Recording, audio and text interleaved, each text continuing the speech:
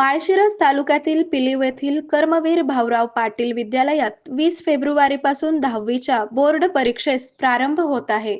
या परीक्षा केंद्रांवर यंदा 425 विद्यार्थी परीक्षेस बसणार आहेत. यामध्ये पिलीव येथील कर्मवीर भाऊराव पाटील विद्यालय, जवाहरलाल शेतकी विद्यालय पिलीव, चांदापूर येथील प्रतापसिंह विद्यालय, तरंगफळ येथील सिद्धनाथ हायस्कूल, शिंगोर्णी येथील संग्रामसिंह मोहिते पाटील विद्यालयातील विद्यार्थी या केंद्रावर परीक्षा देणार आहेत.